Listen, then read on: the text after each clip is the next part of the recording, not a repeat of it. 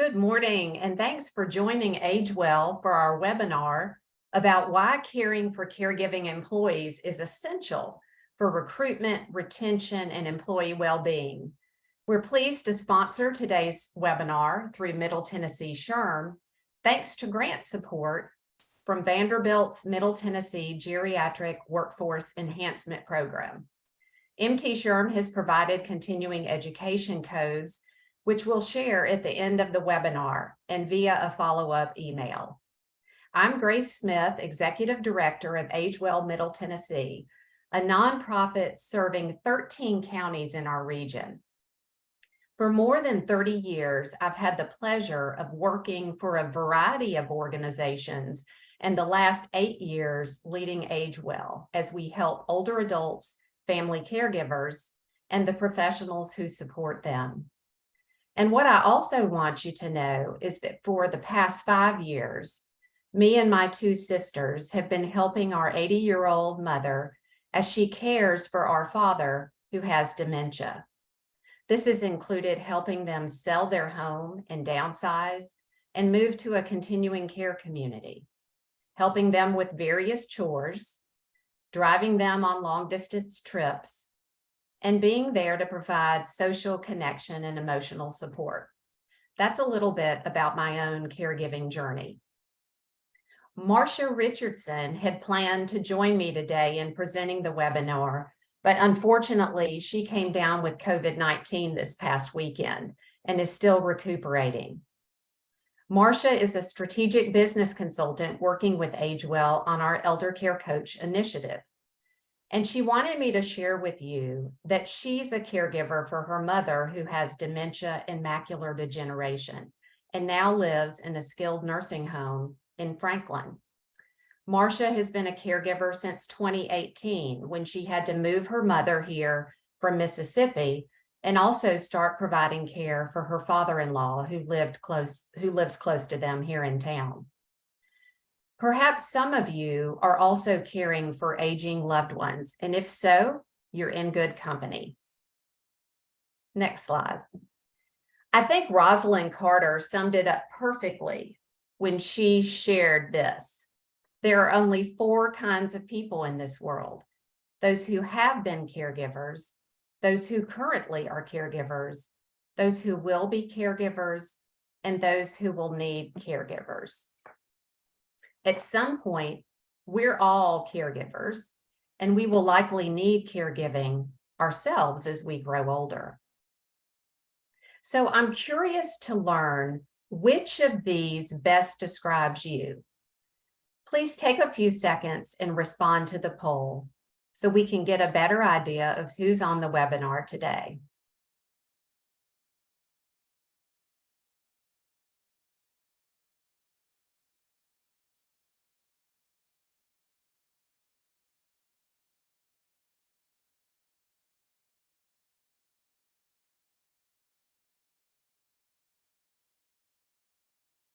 It looks like many of you have already been caregivers for an older adult, or you're going to be a caregiver, and some are currently caregivers. So I think this is a great starting point, and we'll give it just a few more minutes so we can get a better idea of everyone who's with us today.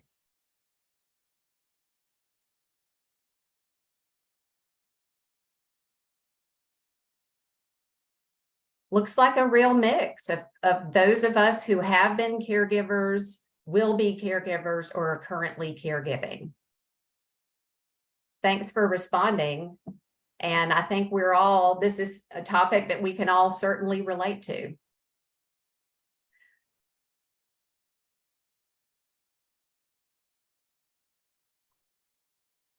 It's important to frame our conversation about caregiving today by talking about the elder care continuum. We're using this graphic with permission of Takis McGinnis Eldercare Law because I think it does a great job showing the many facets of aging and caring for an aging loved one. Health and functional ability, housing, the cost of care, insurance, benefits, and community resources. The top line shows the typical continuum as we age and as our health declines or we develop chronic conditions. And we know with multiple chronic conditions, older adults are likely to need more assistance with mobility and activities of daily living. Depending on where one is on the continuum, our aging loved ones may only need sporadic support, a ride to the doctor, or help around the house. But when their health declines, they will likely need in-home care, assisted living, or even skilled nursing care. And I can tell you long-term care is expensive and it's a source of a lot of stress for family caregivers. Some of you and your employees know this picture all too well, while others may just be getting started on your caregiving journey and not really know what's ahead. The truth is that most of us aren't prepared for elder care, and neither are your employees. And our systems of care are fragmented and confusing, especially when trying to understand and navigate Medicare, Social Security, and how to pay for long-term care. The good news is that help navigating elder care is available. And today you'll learn more about how to help yourself and how to help your caregiving employees. We will be talking about the rapid rise of elder care and how it's impacting employers and employees, who's caregiving and what employees say they need, how to stay in front of employee well-being issues, and how a non-traditional benefit like elder care coach can help with your talent management strategies. Before we dive into elder care, I want to tell you a little bit more about AgeWell Middle Tennessee. We are a 501c3 nonprofit that champions informed and positive aging and serves as the area's catalyst for collaborative solutions. It's easier to understand because we have three main roles. We're a trusted community resource, we're a catalyst for solutions to unmet needs, and we're a champion and advocate for older adults and their families. We've been a trusted resource for 38 years now, and most people know us for our directory of services, which is available in print and online. It is the only comprehensive resource guide for older adults and family caregivers in Middle Tennessee, and it's available at all public libraries, free to older adults and family caregivers. Also available through our website, agewelltn.org. We also offer a free helpline for information and referral assistance. We have several guidebooks related to caregiving, including Aging and Caring, which is really a great overview of the caregiving journey, and Planning for End of Life. We do a lot of scam prevention workshops now and try to help older adults stay aware of scams and how to protect themselves. And we have a monthly Scam of the Month email blast that goes out, which I encourage you to sign up for. It only comes out once a month, and it really helps all of us stay aware of current scams and how to protect ourselves. And lastly, we offer a rubric online care navigation tool, which I'm really excited about.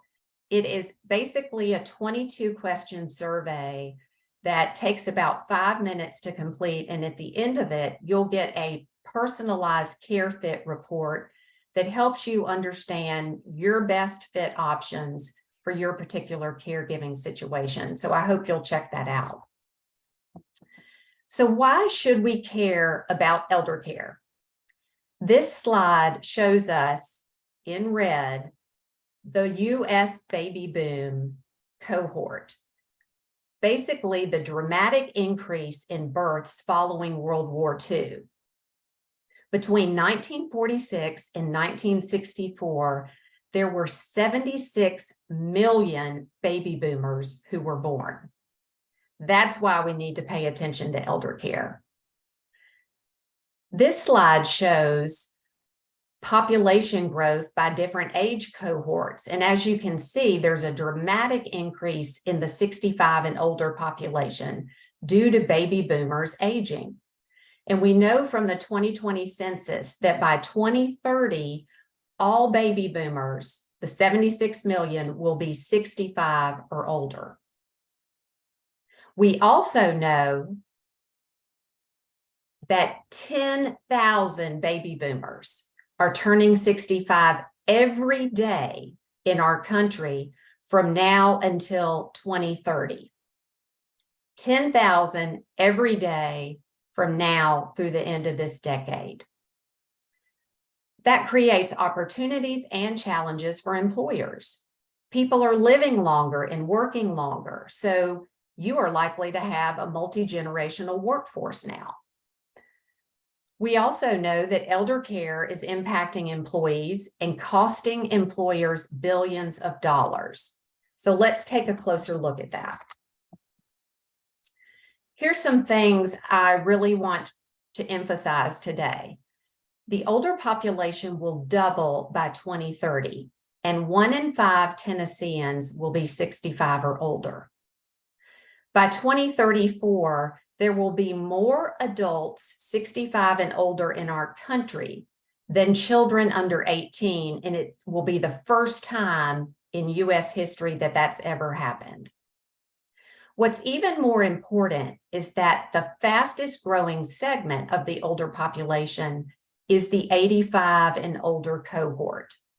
And that is the group that is most likely to have multiple chronic conditions that require support from family caregivers. In fact, we know that 80% of care provided to older adults is provided by family and friends. So they are really the backbone of our health and long-term care system. There are nearly 42 million caregivers in the United States right now providing help to older adults, and 1 in 5 full-time workers are caring for aging loved ones. When we dig into what elder care is costing employers, here's some things we know. Again, 1 in 5 employees are family caregivers of older adults. Family caregivers are the backbone of our healthcare and long-term care system, but let me tell you this, Tennessee ranks 3rd worst in the country for support of family caregivers.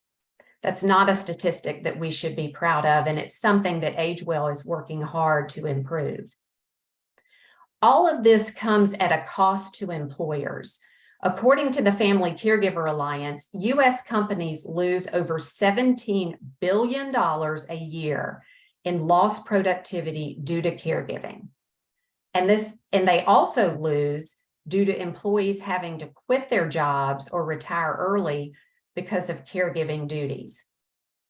I'm sure you know your turnover stats at your company, and you capture the reasons why.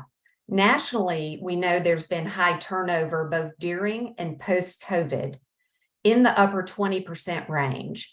And key reasons for resignations include health and family and work-life balance. The Society of Human Resource Management reported that on average, it cost a company 6 to 9 months of an employee's salary to replace him or her.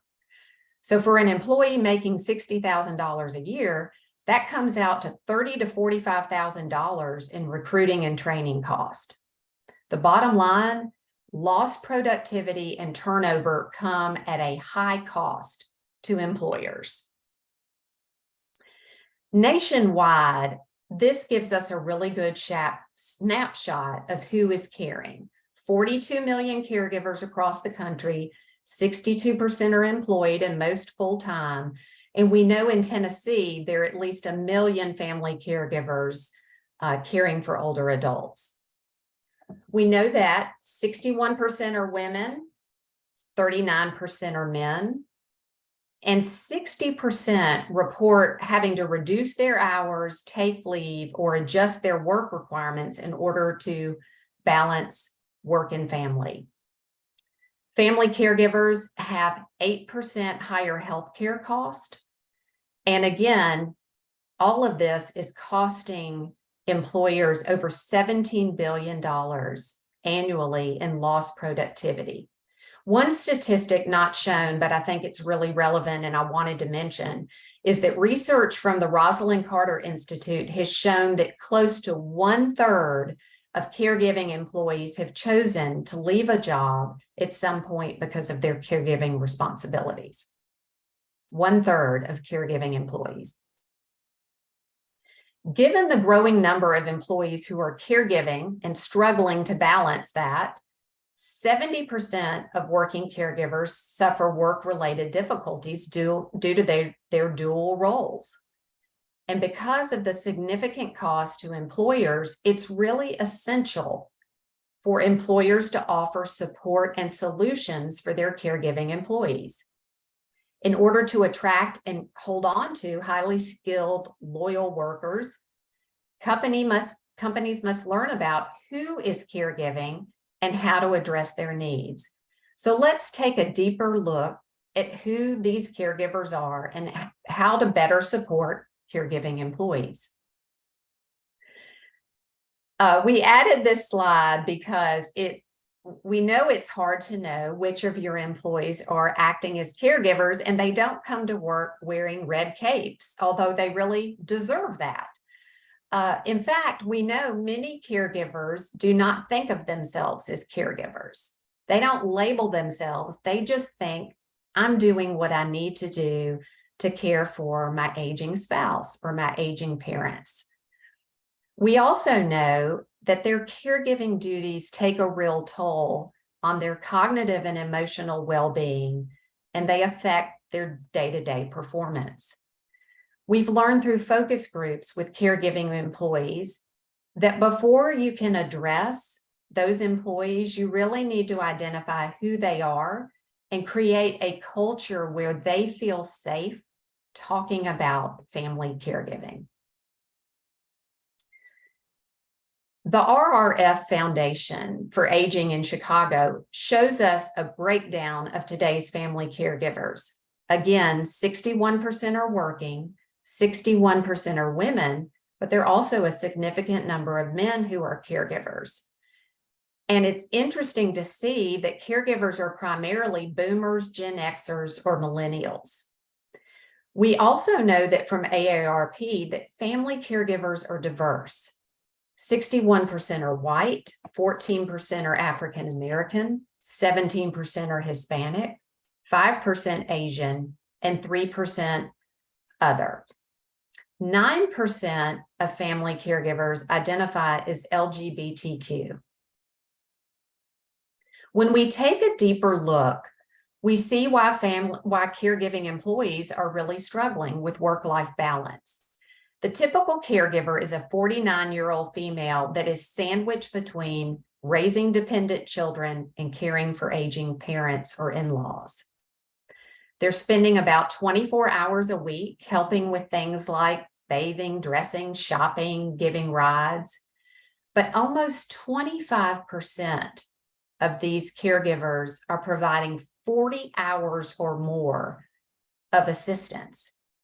And we know from research that when caregivers are providing more than 21 hours a week and working, that their stress levels are much higher and they are at much higher risk for burnout. 6 in 10 caregivers help with medical and nursing tasks, like giving medications or helping with injections. Here are some important findings that we wanted to share with you from a 2021 survey of over 1,300 people that the Rosalind Carter Institute for Caregivers conducted. It really underscores how getting caregiving benefits right is crucial to an employer's bottom line. When employees have difficulty juggling caregiving responsibility, their work productivity suffers. 68% don't take on additional responsibilities or projects. 73% have to report leaving early, going in late, or taking time off. 60% said their quality or their work has really suffered, and 52% lost income because they had to miss work. So I want to take a minute and pause, and I'm curious to know, how have you seen caregiving impacting either your own work or that of your employees? Please feel free to add comments in the chat. We'd love to get a better understanding from you as we continue to talk about this important topic. I want to take another quick glance at the elder care continuum. Again, look at the myriad of things that employees deal with while caregiving. And many of us, myself included, are dealing with these things right now. Remember, caregiving typically starts out pretty slowly and with only sporadic assistance needed. But over time and as health declines, we as family caregivers have to do more and more and provide more hours of assistance and often hands-on assistance. As we look at the impact of caregiving, we know that from AARP studies that 6 in 10 say caregiving has affected their ability to do their job. And 61% of caregivers today report having no paid family leave at their workplace. It's common for employees to care for other people in their family without mentioning it to their managers, or maybe they're afraid to mention it because they don't know how it will be received. They may rarely reach out for help, and sometimes they don't even consider themselves caregivers. They don't want to be seen as unreliable or unavailable if a career opportunity presents itself. And they worry a lot about losing their job due to caregiving duties interfering with workplace responsibilities. And that just adds to their stress. Again, this stress takes a toll on health and well-being. And we've already talked about how caregiving can lead to absenteeism, lost productivity, and perhaps losing a great employee. So then the attracting and retaining cycle begins all over again. It's no wonder that employees feel overburdened and overwhelmed.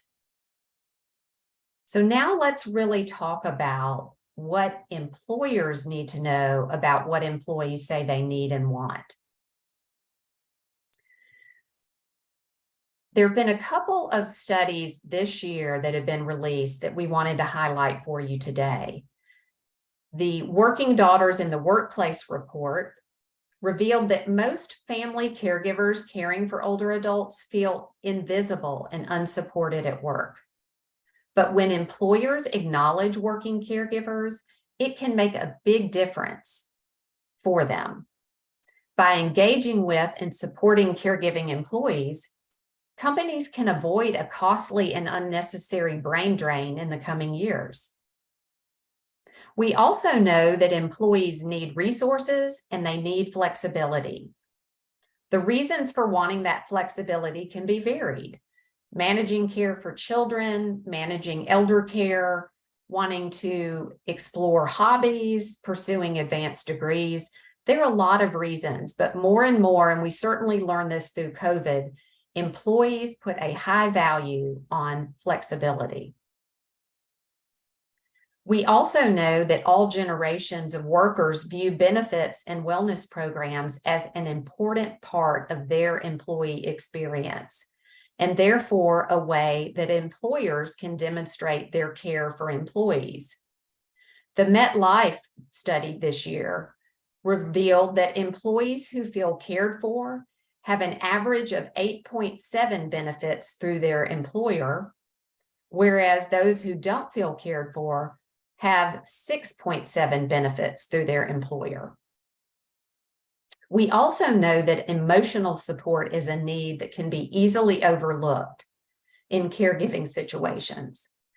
But this level of support can meaningfully increase productivity by reducing the time it takes employees to get the caregiving and guidance support they need.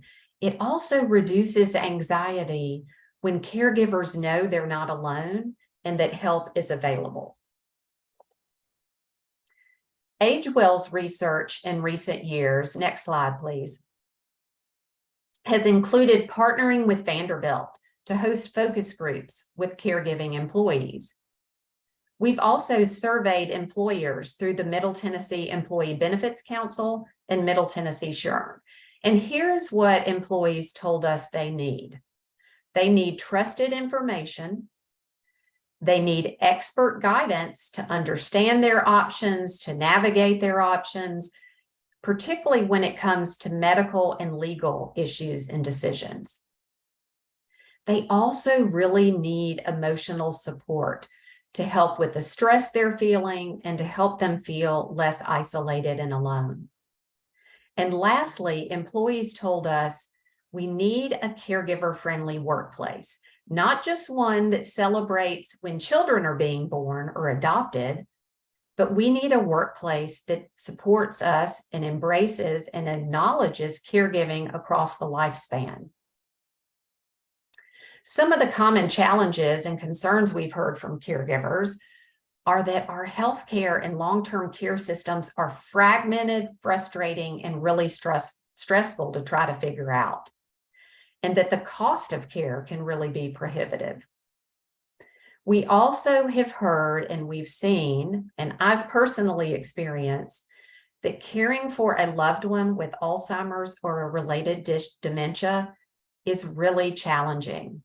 And it requires learning new ways of communicating, new ways of supporting our loved ones, of dealing with behavioral issues that can emerge as Alzheimer's affects the brain, but also the importance of finding support and learning from other caregivers who are on a similar journey. We've also heard from many caregivers that they need to continue to work, that they have to have their salary to help pay for care, and that they've got to have health insurance. In fact, there was one caregiver who came up to us after a lunch and learn last year and said, my husband has just been diagnosed with Alzheimer's and I can't quit working because we've got to have our health insurance. So a lot of caregivers are really stressed because of needing to continue to work, but also trying to meet their family's needs. And they feel uncomfortable telling their manager about their elder care concerns and their needs, particularly if they're not sure how that will be received. Now, what we heard from HR managers was also interesting and really helped us shape and design our elder care coach initiative. We heard from HR professionals that they want guidance on how to create a caregiver-friendly workplace, that they want their employees to have access to information and referral and consultations with experts who can help them figure out their options. They want online tools and training and links that are easy for them to share. And they want print materials and on-site education. So if your organization strives to be a caregiver-friendly workplace, here are some things that we have learned are important and we've seen as best practices. I also heard from an HR manager who shared with me recently his advice that the goal is to stay in front of well-being by facing life issues with your employees. I thought that was a great way of phrasing why it's really important to address caregiving and particularly elder care. And we know from advocates that trying to reduce the stigma around employees needing to take time away to care for loved ones is the most helpful way to start the conversation and start creating a caregiver-friendly workplace. It's important to train managers on caregiving challenges and how to respond with empathy. It's important to listen to and develop specific employee care strategies, really to dive into and learn from your employees what they're experiencing. Add a question or two if you do an annual employee survey to ask specifically about how many employees are caring for aging loved ones, and what do they need from their employer. It's important to reevaluate leave policies and flexible working conditions, and also to offer care experience parity. We thought that it was interesting that the Rosalind Carter Institute recommends, for example, if you give 6 weeks of paid leave for the birth of a child, you need to offer parity and offer 6 weeks of paid leave for elder care. It's also helpful to start caregiver-specific employee resource groups, or you can expand your women's or your parents' ERGs to include all caregivers, and invite those groups to offer suggestions to your company on how you can be more caregiver friendly. Another thing we think is really important is to determine if your employee assistance program is really meeting the needs of your employees and their families. More and more EAPs are offering caregiver support or elder care benefits at least within their messaging. And I encourage you to test that out yourself. Find out if it's really helpful. We've done a little bit of that just for our own research. And at one point, we got a call center in Nevada who provided some general information, but really had no idea about resources in Tennessee, how Tennessee Medicaid works for long-term care. So in the end, it wasn't really as helpful as it needs to be. So test that out, see what your EAP offers and if it's truly meeting the need. And we encourage you to implement elder care coaching and education if it's not currently available to your employees. So now that you've seen some of these best practices, I want to launch another poll and ask you to answer, to what degree do you think your organization is caregiver friendly? Are you already caregiver friendly, offering many of these best practices? Are you somewhat caregiver friendly, but you think you could do more? Or do you know you definitely need to be doing more to be caregiver friendly and to understand your employees' caregiving needs?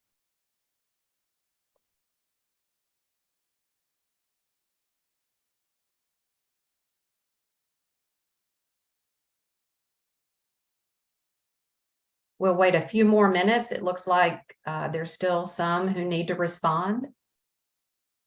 There's no right or wrong answer. This is just a chance for you to say where you think your organization is in terms of being caregiver friendly. Looks like the majority think you're somewhat caregiver friendly, but could probably do more. And then a good number recognize the need to be more caregiver friendly and really understand what your employees are experiencing and what they need. Thanks for responding to the poll. So what is in it for your organization?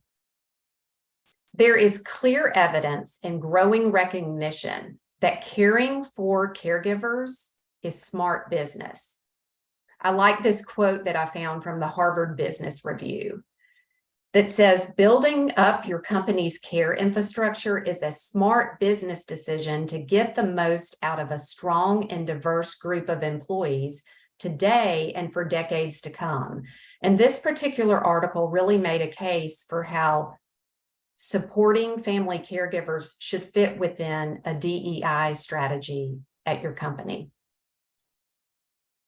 We know that given the impact and cost of caregiving, employers who build up their company's care infrastructure impact their talent recruitment and retention, they increase productivity and employee engagement, and it helps in reducing absenteeism and even helping with healthcare costs. So now I want to tell you about a turnkey solution that we have developed as a way to address an unmet need. You may remember that I told you earlier, as a nonprofit, one of our the heart of our mission is really to identify unmet needs and address them. So as we have tracked the statistics around Tennessee being the third worst state in the country for supporting family caregivers, our board and staff said, you know what? We can do something about that. So we, over the past 4 years, have developed Eldercare Coach to be a turnkey solution for employers and really for any organization. And we have designed it while being informed by what we heard from employees and what we've heard from employers. Eldercare Coach has 3 main components.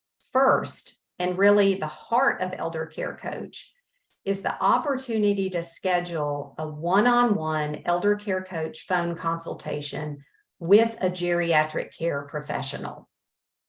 Our coach is an LMSW who has worked in healthcare, she's worked in home health, and she really understands those systems and can quickly assess what's going on in a particular caregiver situation and help them determine what their best options are, how to access those services, and what to do next. So it is what we feel like is really an essential way to cut down on the hours and stress that employees are spending trying to figure out what the heck to do and where to find help, by giving them the opportunity to talk and get expert guidance from somebody who knows what the options are and can really provide personalized guidance. Eldercare Coach also includes an online portal with decision support tools, educational videos, and links to trusted and helpful resources. On the portal, we provide our rubric decision support tool that I mentioned earlier, and an easy way to access our directory of services. We also have links to helpful things like dementia care tip sheets, VA resources, and Alzheimer's Tennessee Caregiver Academy videos.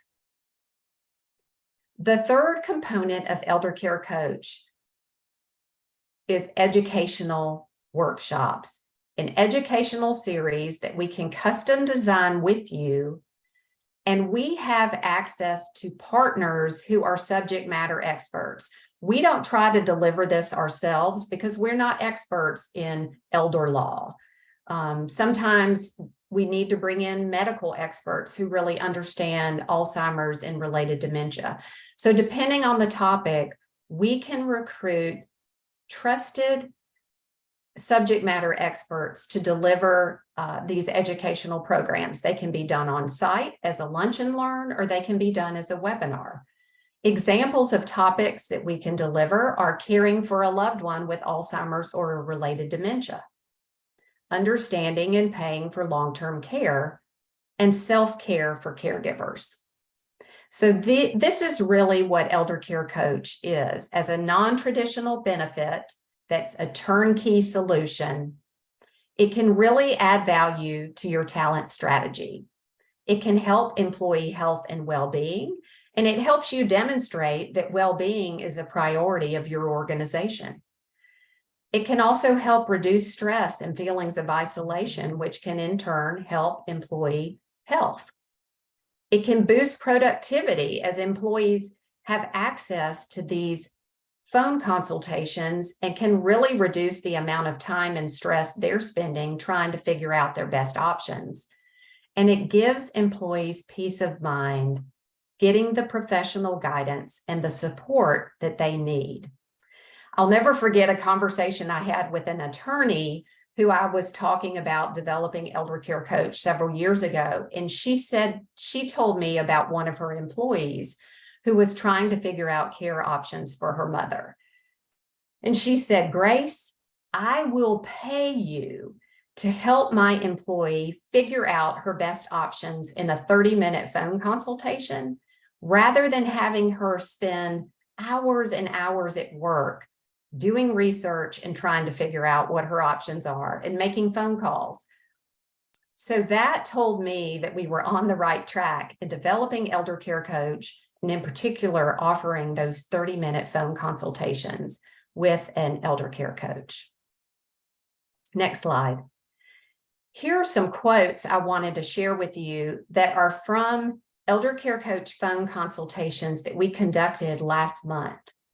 I think they really do a good job of highlighting how helpful it is to be able to talk to a licensed MSW coach about whatever's going on in your situation and then get personalized feedback and help navigating your best options. I love what some of these caregivers said just about how helpful it was to hear from a professional that what they're doing is on the right track and getting some advice about how to deal with sibling conflict. They are always grateful for the resources that we're able to provide. And the last quote struck me too. Thank you for taking the extra time to ask about my wellness as well. And that's something that we really make it a point to do in these phone consultations, is not just talk about what their care recipient, their loved one needs, but also how they're doing as a caregiver and ways they can better take care of their own health and well-being. Since we have some time, I also wanted to share with you a story that our elder care coach, Rebecca Red, shared with me. She told us recently about a caregiver who had an initial phone consultation last year, but recently scheduled a second consultation because of changes in her parents' health. This caregiver has a father who has dementia and he lives across the street from her. So she's constantly trying to watch out for him and go visit him while she's also working from home. Her parents are divorced and live separately. And last year, our elder care coach talked to her primarily about her dad and provided her with resources like adult day programs that he could go to, ways to bring in some support at home, and also support groups that might be beneficial for her. But in her recent consultation, the caregiver needed to talk about possible assisted living placement because her mother is now declining from vascular dementia. She's realizing that she and her husband can't keep caring for both of them, and she's feeling a lot of guilt about that and about the possibility that they need to move her parents into long-term care. So our elder care coach was able to refer her to Mental Health America of the Mid-South Caregiver Support Program and Alzheimer's Tennessee for education and support about caring for her loved ones with dementia. She also provided information and placement specialists who could help give her more information about assisted living facilities.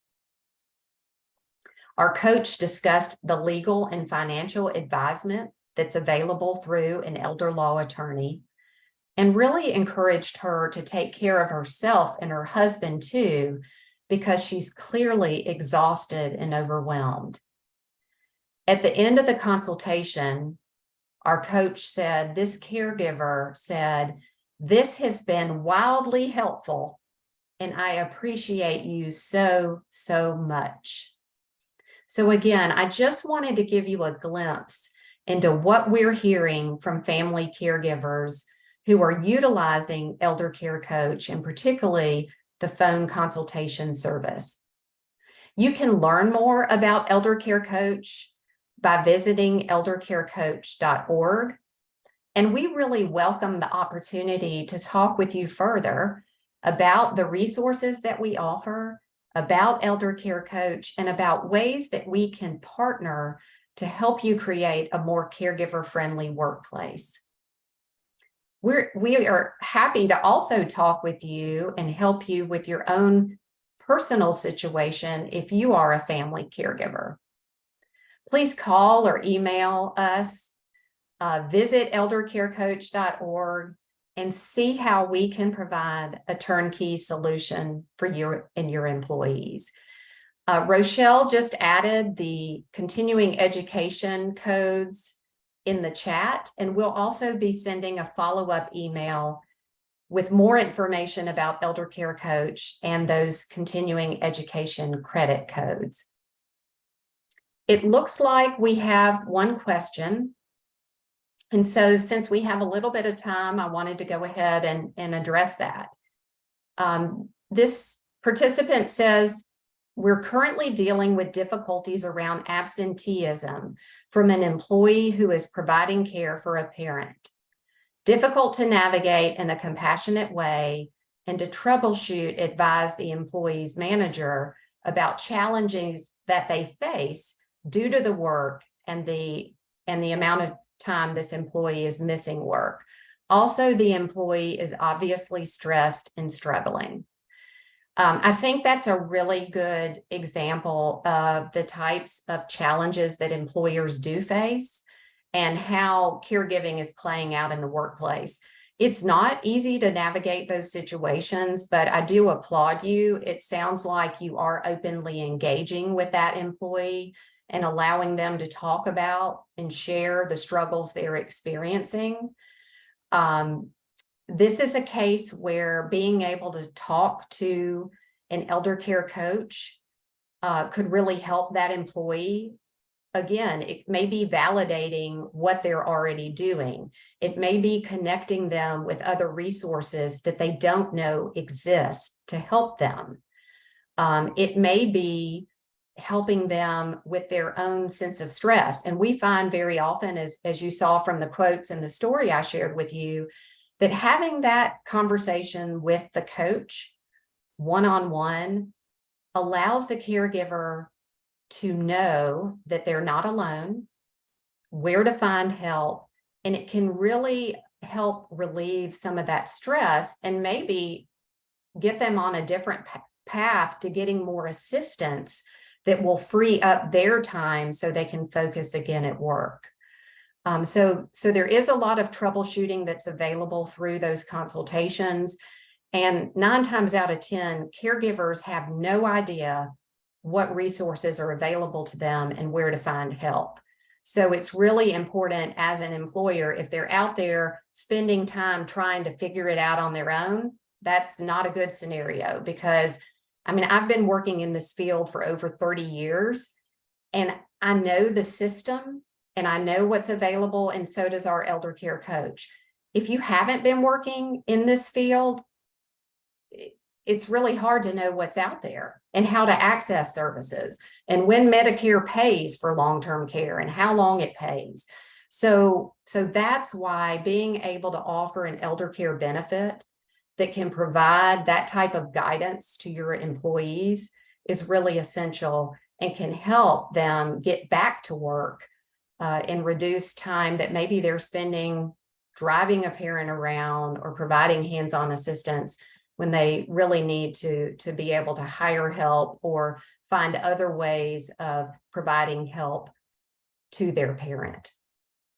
I hope that addressed your question and appreciated you submitting that question. You know, I think one thing that's important to acknowledge too is that when we're raising dependent children, over time, unless they have a lifelong disability, we expect and we see that they become more independent, that they eventually launch and they're on their own. So the amount of time that we have to spend as parents decreases, or it certainly changes. What we find with Eldercare is often the opposite of that. As our loved ones age, as they experience chronic health conditions, the amount of assistance they need increases, and that increases the amount of time that we as family caregivers and our employees have to spend. And so it really becomes important to help educate employees about what to expect when caring for an elder, important conversations to have to find out what your parent wants and needs, what their insurance policies are, all of those things are really important to get out in the open and have conversations about and plan with your loved ones for the future. Too often we find caregivers call us when they're in the middle of a crisis. Mom has fallen, broken a hip. She's in the hospital, going to be discharged in 3 days. What do I do? We can certainly help when there is a crisis, provide information, but it's so much better to plan ahead and have an idea of where you can turn for help and what options are available to you when you need it. So again, through education, through providing an elder care benefit, whether it's through AgeWell or through another provider, we would love to have a conversation with you and figure out ways that you can create a more caregiver-friendly workplace. If you're an employer or an organization that's based in Middle Tennessee, we hope you will consider AgeWell, because Middle Tennessee is our stomping grounds. It's what we know about. And we can offer that local on-site assistance and that specialized knowledge of what's available here in Middle Tennessee that other organizations may not be able to provide, particularly if it's a call center in another state. We do know that if someone is caring for a loved one in another state, and I see that Rochelle added this in the chat, a really good resource to know about is Eldercare Locator. It is a free nationwide resource provided by the government, the Administration for Community Living, that any caregiver can call. So if I'm living in Nashville, but my mom is in Maryland and I'm trying to figure out options, you can call the Eldercare Locator, give them the zip code for your mother, and tell them what your information you're needing. Now, they're not necessarily going to consult with you like our elder care coach does and help you figure out your best options for your particular situation, but they can help you figure out if you know that you need in-home care, if you know that you need transportation support. They can put you in touch with organizations in the community where your mom lives or your loved one and help find out about what's available.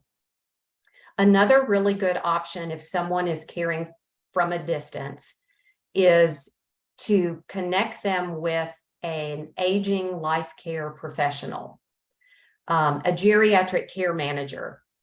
And there is a Aging Life Care Association that you can find in our directory in the caregiving chapter, where you can look online, or that caregiver can look online and find a geriatric care manager that lives where your loved one is and actually hire them.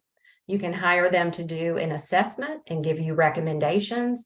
And you can also hire them to actually manage and monitor care that your loved one is receiving. Yes, that costs money. It may not be an option for everyone, but I've heard from caregivers who are caring long distance that it is a valuable resource when you can't be there and see what's going on and check in with your loved one on a regular basis. Again, great questions. Thank you for sharing those questions. Please feel free to follow up after today's webinar. We'd love to talk with you. We'd love to answer any questions you have. And we'd certainly love to tell you more about Elder Care Coach and explore ways we might partner together. Thanks again. And that ends today's webinar. Look forward to seeing you and hearing from you.